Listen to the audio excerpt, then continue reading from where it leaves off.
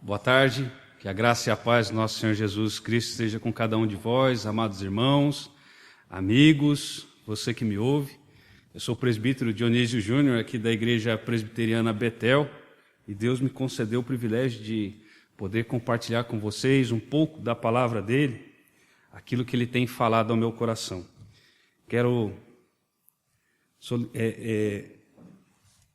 pedir aos irmãos que abram suas Bíblias, lá no Salmo de número 14, eu irei ler, os irmãos acompanhem suas Bíblias.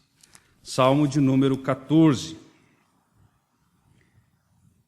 Assim diz a palavra do Senhor: diz o insensato no seu coração, não há Deus.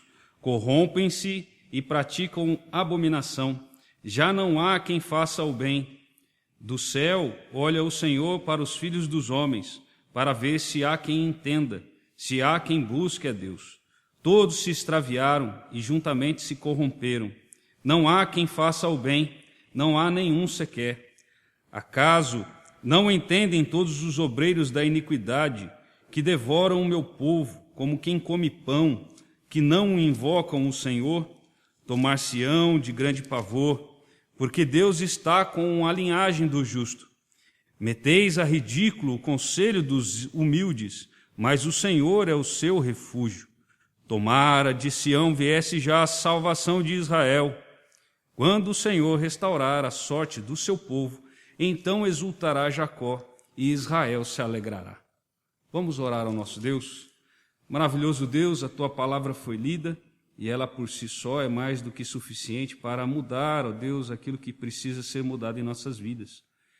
Ó Santo Espírito, venha trazer a interpretação correta da tua palavra e nos encha, ó Deus, da tua palavra, do teu Santo Espírito. É o que nós oramos a ti, em o nome de Cristo Jesus. Amém. Estamos, de fato, em meio à maior pandemia do nosso século XXI. Até o dia 10 deste mês, só aqui no Brasil, quase 1,8 milhões de casos foram confirmados. Mais de 1,15 milhões de pessoas foram recuperadas. Quase 70 mil mortes. No mundo, mais de 12 milhões de casos confirmados. 6,74 milhões de pessoas recuperadas. Mais de 550 mil mortes. Esses são os resultados da Covid até o dia 10, provavelmente já passamos alguns números. Mas talvez você pense que este seja realmente o grande problema que assola você nesse momento, que assola a humanidade nesse momento, justamente pelo grande motivo de tantas mortes.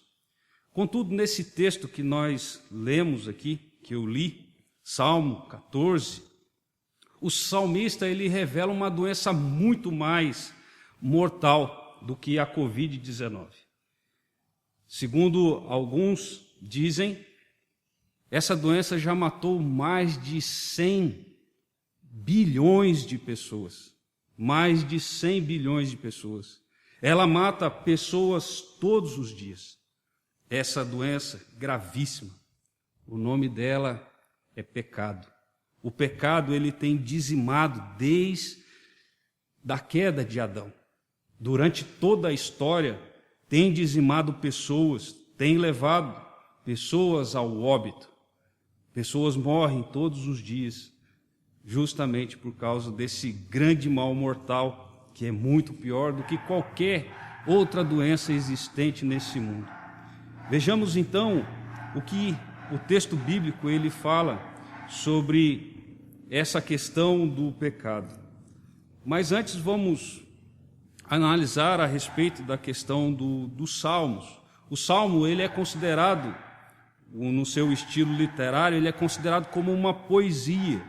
E pela interpretação bíblica, principalmente reformada, na interpretação bíblica você não pode considerar uma poesia, no caso seria os salmos, como uma base para a doutrina. Na verdade, eles são extremamente importantes, os salmos, mas eles não podem ser considerados como base de doutrina. Os salmos seriam como uma argamassa que solidifica as doutrinas. As doutrinas são extraídas principalmente das epístolas, dos ensinamentos de Cristo, das profecias. Então, os salmos eles servem para solidificar essas doutrinas. Eles são extremamente importantes, sim, os salmos. Vemos, por exemplo, os apóstolos utilizando dos salmos, até mesmo para falarem ali e solidificar as doutrinas que eles estavam levando. Vemos isso Paulo fazendo várias vezes. Vemos, por exemplo, Cristo Jesus, ele citando os salmos. Vemos, por exemplo, Jesus quando ele estava na cruz, ele citando os salmos. Os salmos, eles são extremamente importantes na Bíblia. Eles falam também a respeito de coisas que haveriam de vir, profecias, principalmente profecias que, diante da teologia, da revelação progressiva, nós podemos enxergar que eles estavam falando também de Cristo Jesus, algo que foi ocorrer a sua vinda muito tempo depois. Os salmos, eles são extremamente importantes. Esse salmo aqui, ele não há nenhuma discussão a respeito, uma discussão séria a respeito da sua autoria. Durante toda a história, esse salmo sempre foi considerado como o salmo de Davi. Nunca houve grande discussão quem que foi o autor desse salmo. Davi, ele foi talvez o grande escritor de salmos. A maioria dos salmos existentes aqui são de Davi. E ele era uma forma didática de fazer com que o povo entendesse a questão da vontade de Deus, a respeito do caráter de Deus, do cuidado de Deus para com o seu povo, a forma em que Deus tratava o seu povo. Era uma forma didática de inculcar essas verdades a respeito de Deus na cabeça do povo. O povo, ele cantava esses salmos. Muitos salmos, eles cantavam em procissão indo à igreja, por exemplo. Neste caso aqui, esse salmo, um salmo cantado ao mestre de canto, salmo de Davi, ele era cantado justamente para mostrar ao povo a respeito do cuidado de Deus e principalmente também sobre o estado do homem diante desse Deus. Diante dessa situação, eu proponho o seguinte tema para essa mensagem: a maior calamidade existente. No que diz respeito a esta mensagem, podemos verificar pelo menos 3 divisões nesse texto. A primeira, ela vai do versículo 1 até o versículo 3, no qual eu chamei de condição do homem em meio a esta calamidade.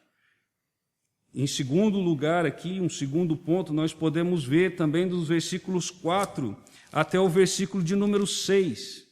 E eu coloquei como as atitudes do homem comum nesta calamidade. E por fim, o versículo de número 7, que fala sobre a única redenção real desta calamidade.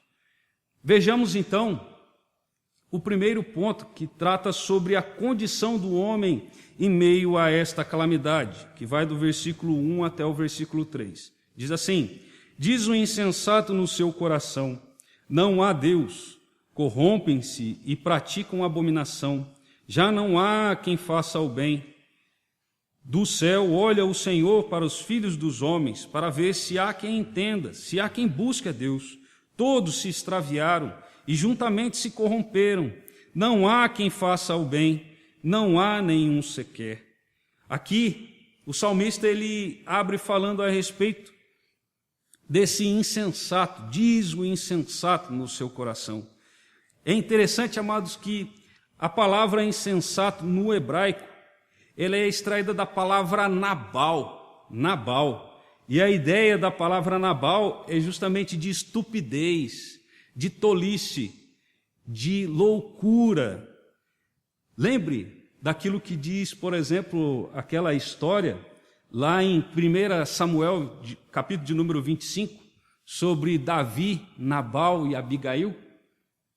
Ali o próprio Abigail fala que Nabal era louco, justamente porque Davi, ele não tinha necessidade de cuidar dos bens ali de Nabal, que os seus pastores levavam ali as suas ovelhas, o seu gado para pastorear. E Davi ali não deixava com que ninguém levasse a sua propriedade, ali os seus animais. E passou um tempo, então Davi pede que esse homem fizesse um agrado a ele, desse um presente para ele, desse qualquer coisa para ele.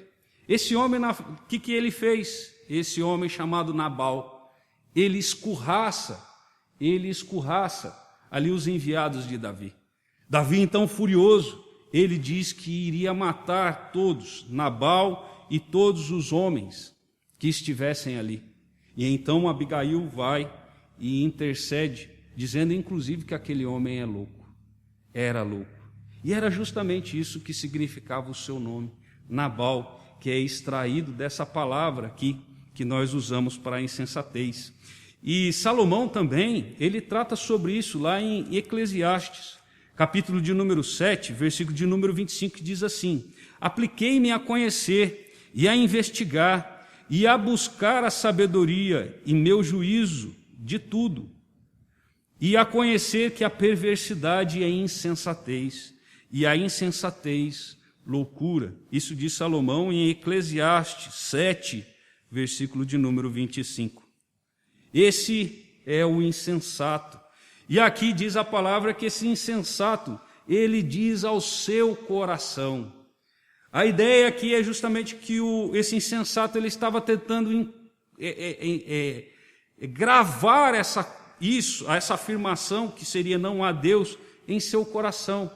Só que nós vemos, por exemplo, na Bíblia que o coração, ele seria o centro, assim como as entranhas, seria o centro da emoção do homem. Mas nós vemos, por exemplo, que o coração não é um lugar muito bom para se guardar as coisas. Diz lá em Jeremias, capítulo de número 17, versículo de número 9, diz o seguinte a respeito do coração: enganoso é o coração, mais do que todas as coisas, e desesperadamente corrupto. Quem o conhecerá? Como assim colocar algo no coração, sendo que ele era totalmente enganoso? Isso mostra ainda mais essa questão da loucura desse homem, a loucura desse homem. E a loucura dele está no fato de querer colocar, impregnar no seu coração a ideia da inexistência de Deus, da ideia de inexistência. Ele diz, esse louco no seu coração, não há Deus.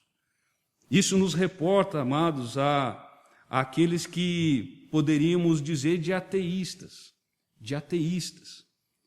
Mas note que aqui diz a palavra de Deus que esse insensato, ele diz ao seu coração. Ele não sai dizendo aí às pessoas, ele diz ao seu coração. Então aqui ele não está simplesmente falando de pessoas ateístas que propagam o ateísmo. Ele está falando além dessas pessoas, ele está falando das pessoas que estão falando ao seu coração, que são os ateístas práticos,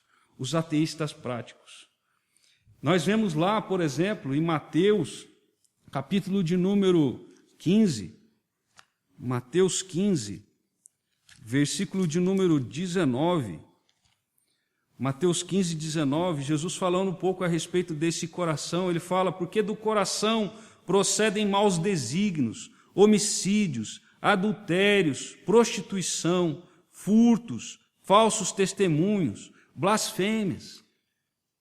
Então, através do coração, o homem que fala a esse coração de que não existe Deus, ele está totalmente depravado, ele está totalmente corrompido. E, irmãos, talvez você pense justamente olhando para esse não há Deus, sobre o ateísmo, de pessoas que têm falado em internet sobre a não existência. Há até um vídeo que parece engraçado, que diz, um ateu, ele fala que teve uma visão com Deus, e Deus disse para ele assim, eu não existo.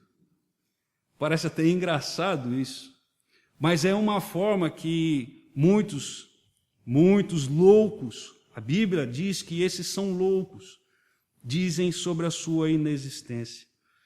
Mas existem muitas outras pessoas que parece que Deus não existe para elas. Elas até muitas vezes falam que acreditam em Deus, mas os seus atos Os seus atos mostram que parece que vive como que se Deus não existisse. Como que se Deus não existisse. Será que temos, você que me ouve, você tem vivido da forma como que se Deus existisse? Ou você tem vivido de uma forma como que se Deus não existisse de jeito nenhum? E aqui, o interessante, quando ele fala Deus aqui, não há Deus, a palavra utilizada aqui para Deus, ela é Elohim. E a ideia de Elohim, ela tem essa ideia de trazer uma intensidade, a ideia de absolutismo ou de exclusividade, no sentido de único Deus, de Deus dos deuses.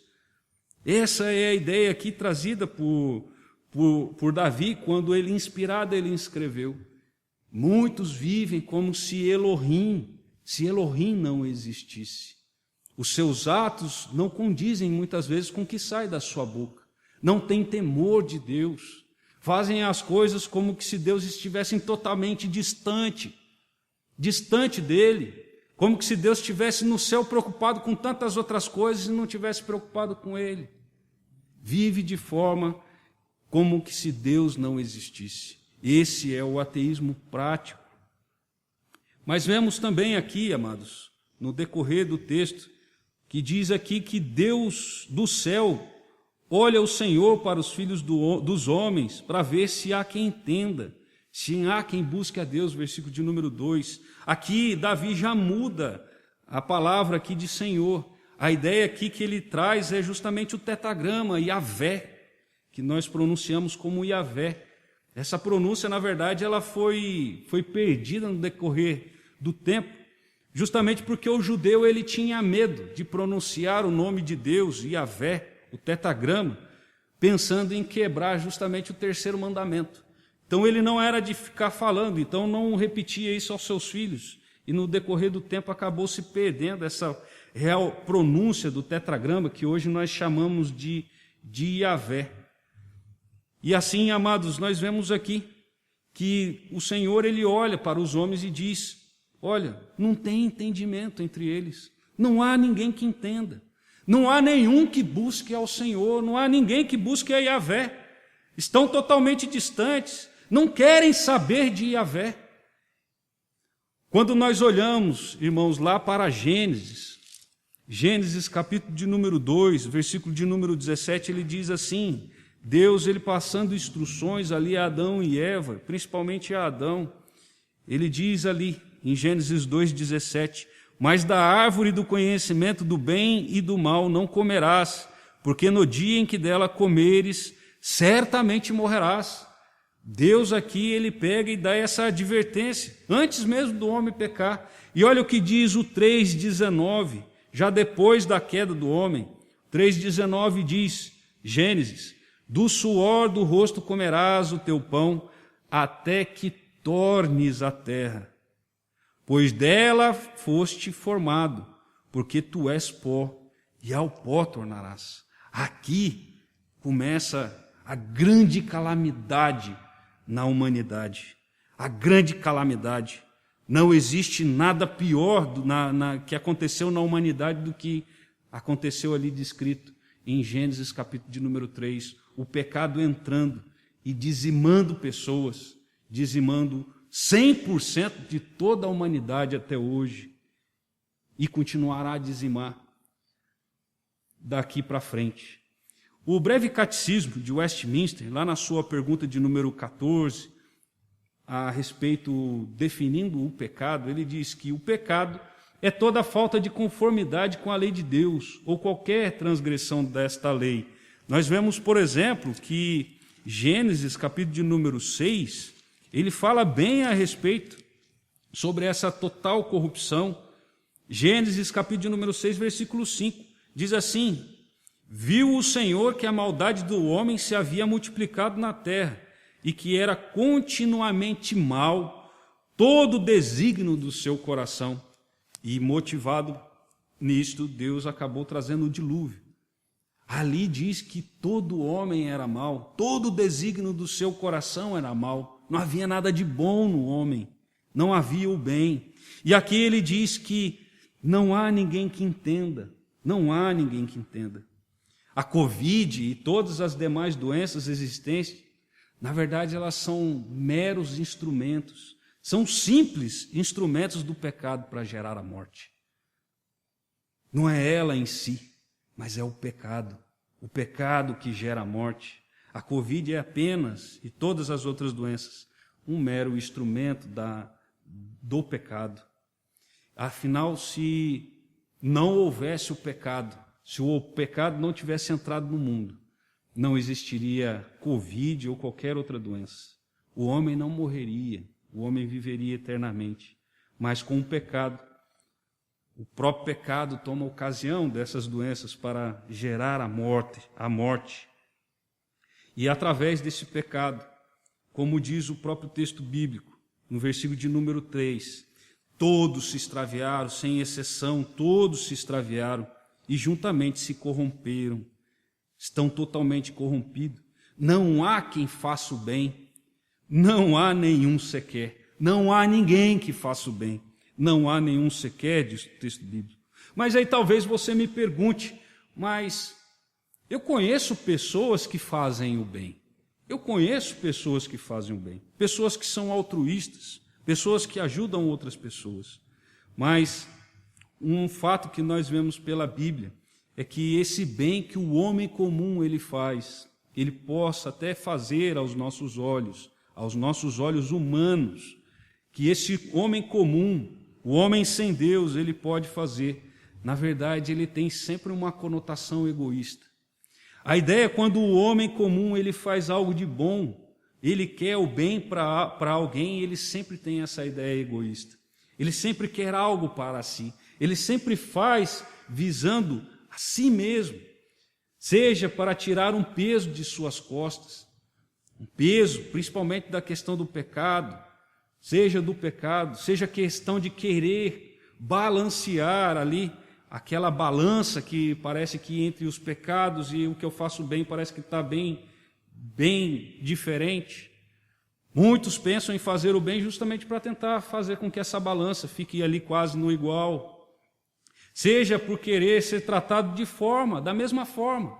Afinal, muitos dizem, eu trato as pessoas da forma que eu quero ser tratado. Então eu trato as pessoas para que as pessoas me tratem de igual forma. Querendo ou não, é uma forma egoísta de fazer o bem.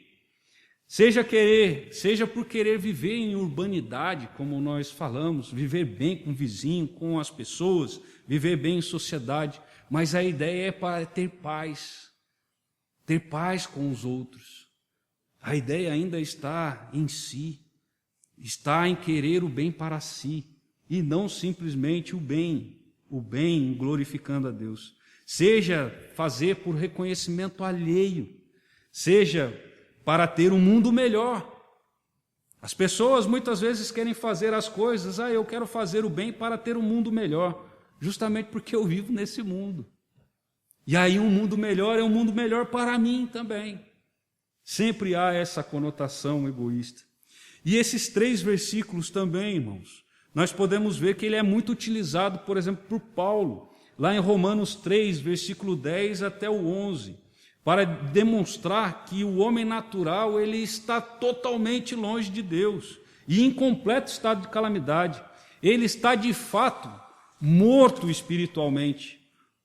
Paulo ele usa esse texto aqui de Salmos justamente para trazer rigidez ali à doutrina da depravação que ele traz. E essa doutrina da depravação ela é muito falada, tanto na Confissão de Fé de Westminster, quanto com muita propriedade também nos cânones de Dort, que são documentos históricos da Reforma.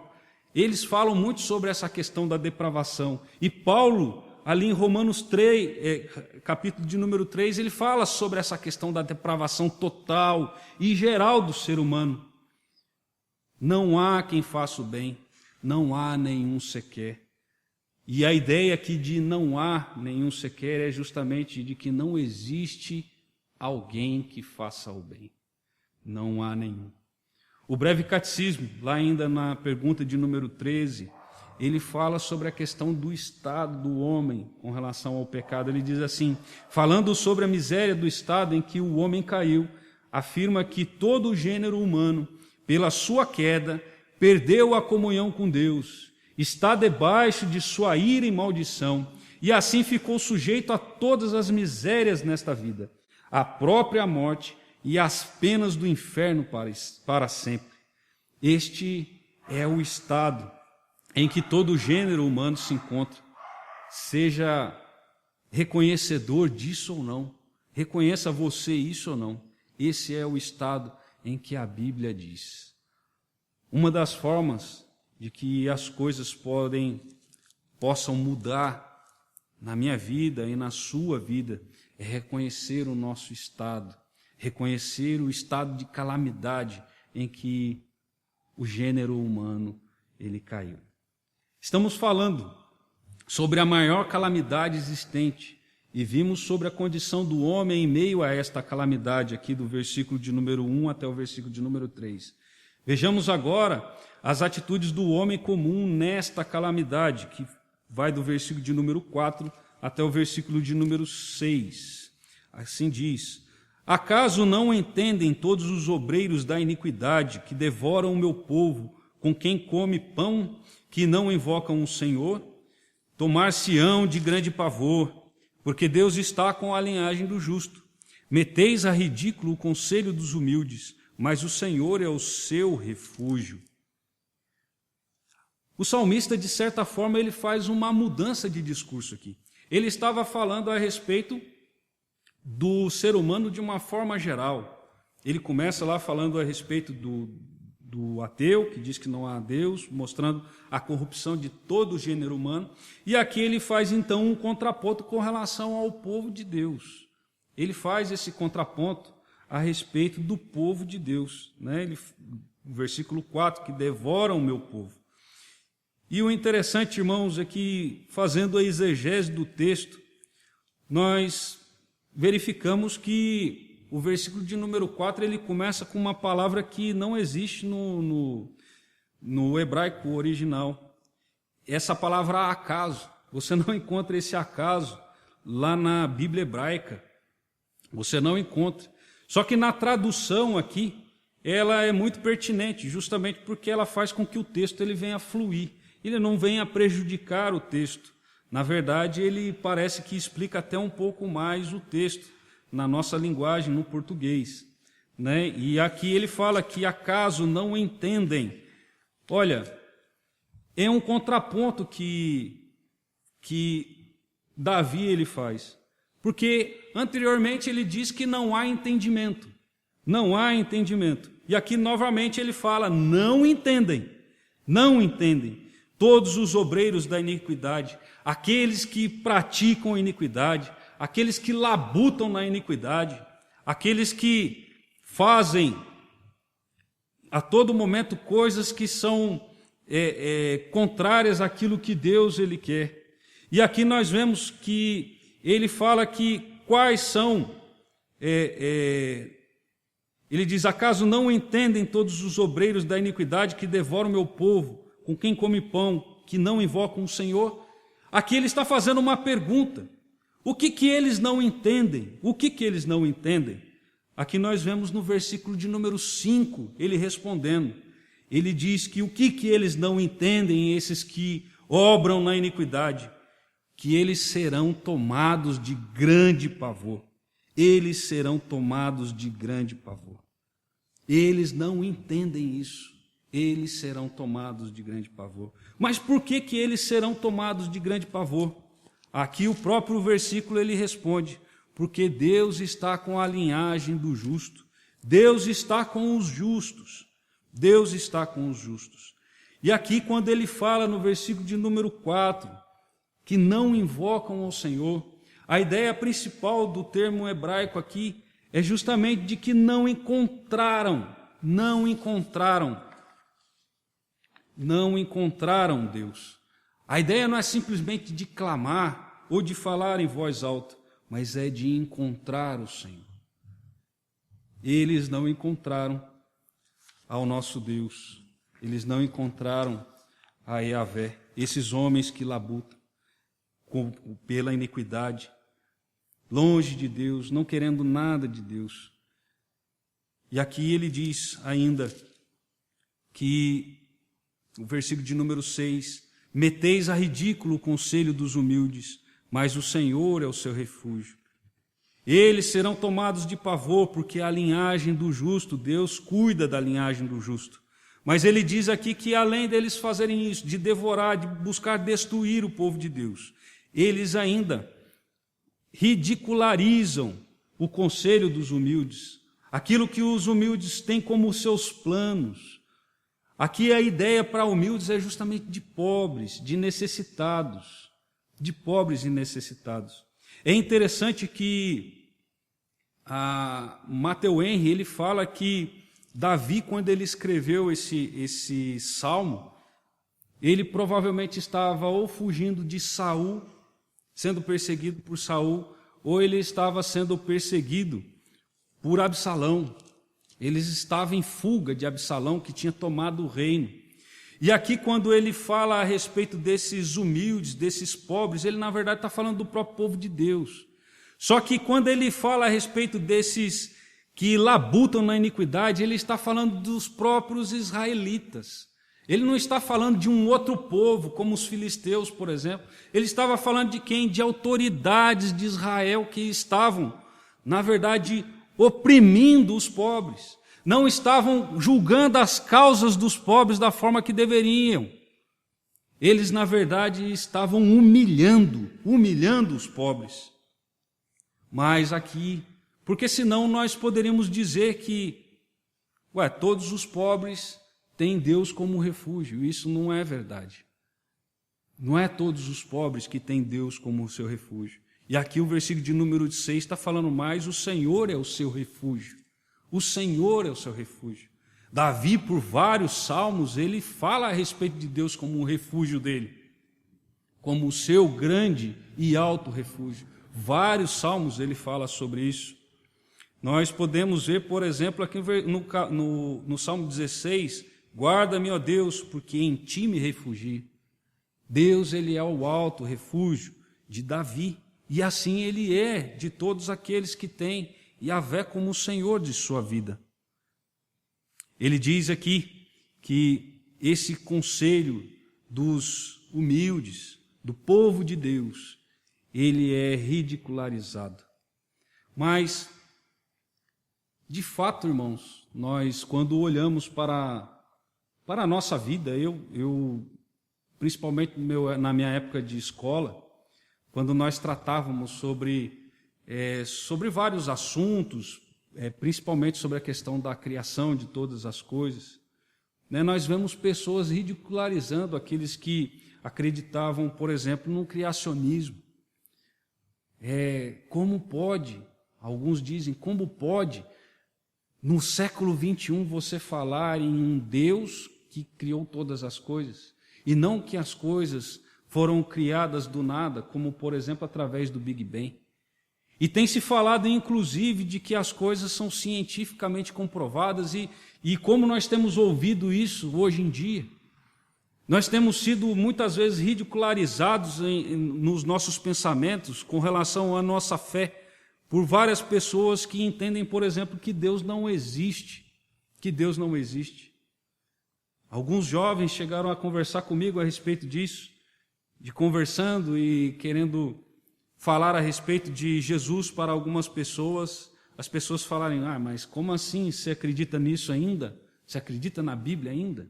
Você acredita lá que Deus criou todas as coisas? Muitos pensam assim, e querendo ou não, eles querem, de certa forma, humilhar a cada um de nós, dizendo que as coisas precisam ser cientificamente comprovadas. O grande problema é que a própria ciência, ela afirma uma coisa hoje, daqui a um tempo, ela irá derrubar isso, porque por novas descobertas são derrubadas várias teorias. Nós vemos a ciência mudando a todo instante, mas é fato, por que a ciência muda a todo instante? justamente porque a ciência ela enxerga, o homem enxerga através da observação, fazendo a ciência, ele só vai captar aquilo que ele está enxergando.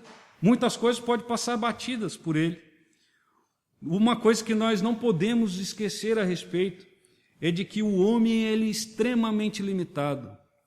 E se o homem ele é extremamente limitado, a sua ciência também o é. A sua ciência também ela é extremamente limitada. O texto diz aqui que Yahvé é o abrigo. Yahvé, ele é o grande abrigo daqueles que creem, daqueles que têm ele, que fazem parte do seu povo. E a ideia é que para abrigo, ela tem justamente a questão de resguardar do perigo e também a questão de resguardar da própria falsidade. Nós estamos tratando neste culto sobre a maior calamidade existente e vimos sobre a condição do homem em meio a esta calamidade e as atitudes do homem comum nesta calamidade.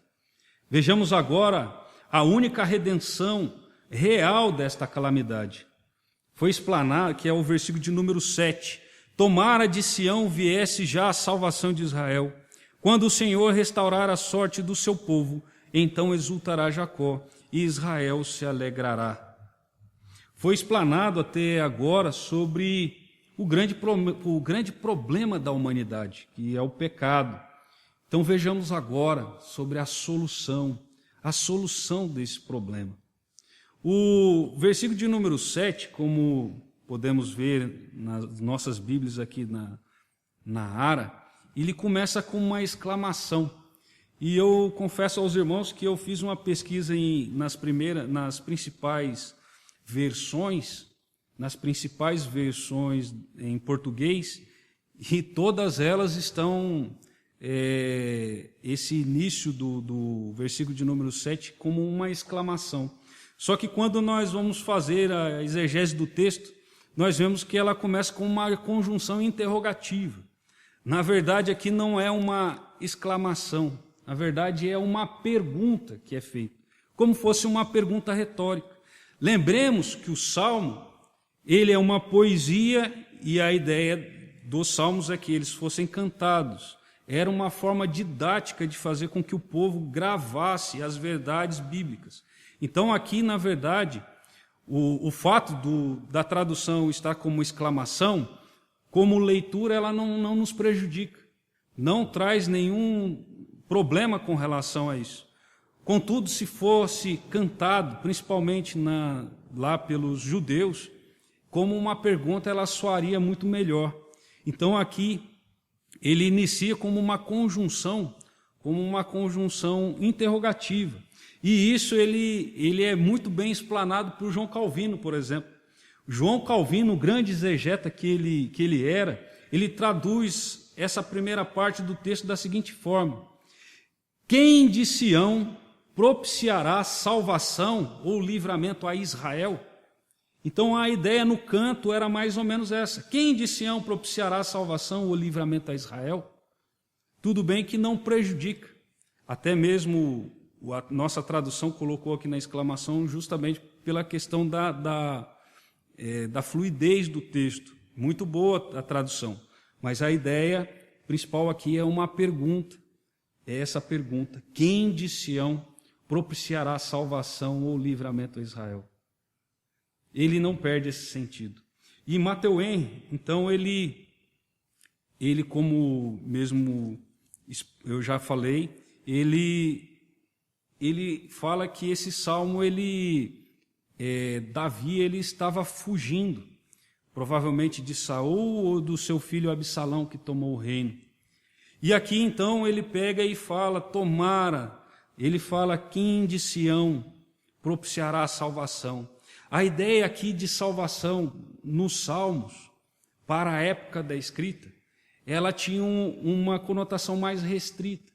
A ideia nos Salmos, quando ele foi recebido por aqueles leitores da época, A ideia de salvação não tinha a ver com a questão da eternidade, salvação para toda a eternidade. Ela tinha mais a ver com a questão da salvação no sentido de livramento, livramento de uma opressão, livramento dos inimigos.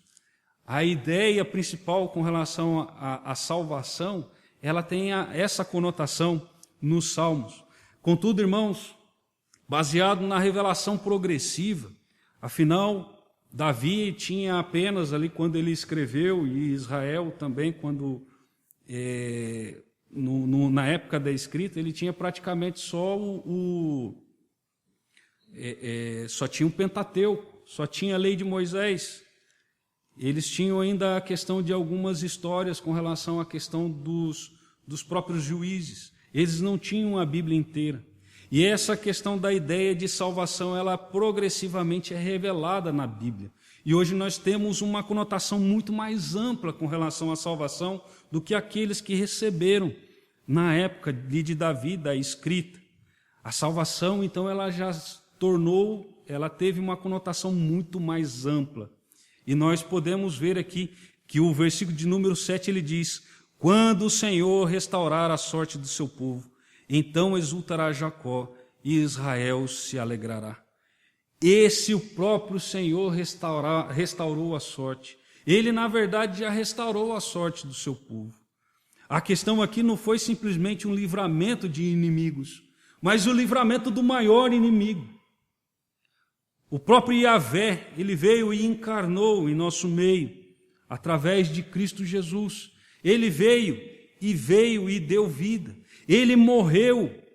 Ele também foi vítima do pecado ali na cruz, morrendo na cruz por causa dos nossos pecados.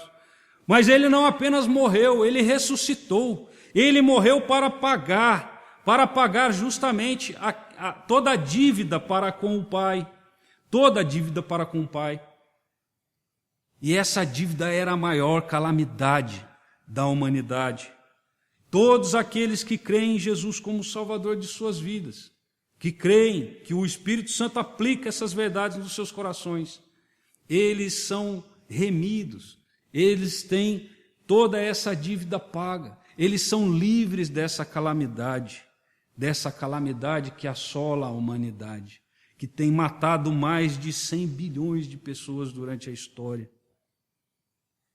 Apenas através dele, através de Cristo Jesus, nós podemos vencer essa calamidade, justamente porque ele triunfou na cruz, ele venceu a morte, ele venceu o pecado, foi o único que não cometeu pecados, e apesar de não ter cometido pecados, ainda assim ele morreu, foi morto, como um cordeiro que, sem mácula alguma, cumprindo a lei de Deus, ele foi e morreu.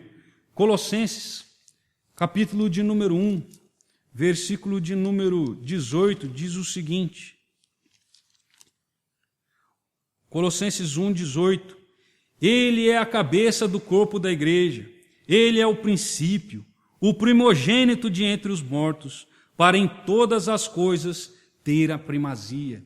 Ele é que tem a primazia. Ele é o primogênito de entre os mortos. Ele foi o primeiro a ressuscitar e não morrer novamente.